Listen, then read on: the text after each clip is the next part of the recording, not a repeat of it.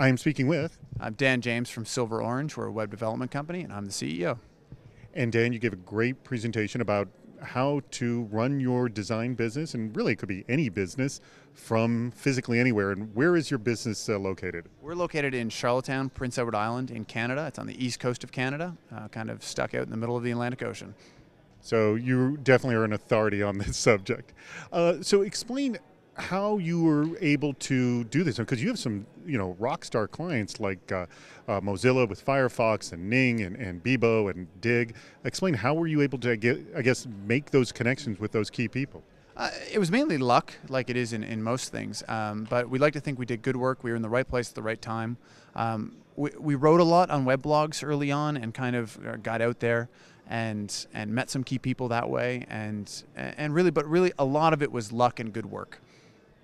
All right, so be lucky and do good work. Yeah, exactly. No, so one of the things though you talked about that was core of your business is relationships with your employees and relationships with your clients. I want to focus very much on the relationships first with your clients.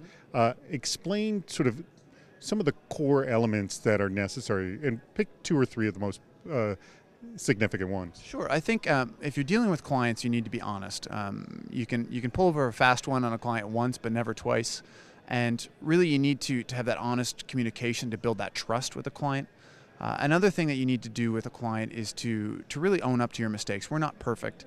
And what the difference between a great service firm and a poor service firm is not how many mistakes they make, but what they do as soon as that mistake is made, how they own up to it, how they fix that, how they deal with that mistake. And so we really pride ourselves on immediately dealing with mistakes we make, apologizing profusely for those mistakes, and figuring out how we can make it up to our clients and never let that type of mistake happen again.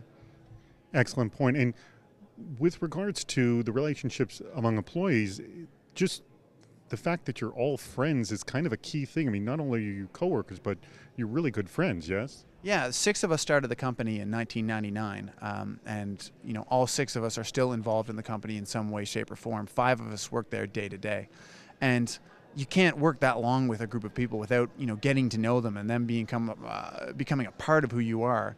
And we really see it as a family of like-minded people doing work, and we have a ton of fun. It's just why wouldn't we have a lot of fun doing what we do? And it's been a really wild ride growing up together, because not only is our company growing and maturing, we're growing and maturing. We started as 19-year-olds. We're all in our early 30s now.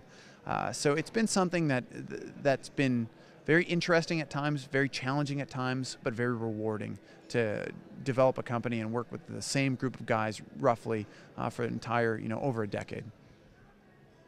You do a lot of remote communications beyond, well, email is a core part of it, but what are the core parts of your communications with email, phone, and video conferencing that are key to maintaining, remote work? Right. I think the key isn't what technologies you use, although there are great technologies. We've been using GoToMeeting a whole bunch. We're really, really keen on that product, and we're not getting paid to say that. We're also... Would you accept money for GoToMeeting to say it? Probably not, actually. That's not the business I'm in. If they want to buy me a boat or something, I may consider that. But so I don't think it's the technology you use, but it's the frequency that you use it. And with us and our clients, each client is a little bit different, and we shape our communication strategy with that client based on their preference. Some really like to communicate with email, some prefer the phone, some prefer kind of more advanced tools like Yammer or GoToMeeting, and we kind of shape our reaction to each client that way. But the overall piece of advice I would give is just over-communicate. Always be in communication with your client. Kind of keep surprising them with how much you're communicating, and let them say, you know what, you can dial that back a bit. We're okay with having less communication. One of the most surprising things you brought up in your presentation was the fact that you pay yourself and all your coworkers exactly the same amount of money, so everybody knows exactly how much everybody gets. Why has that worked, and why do you continue to do it?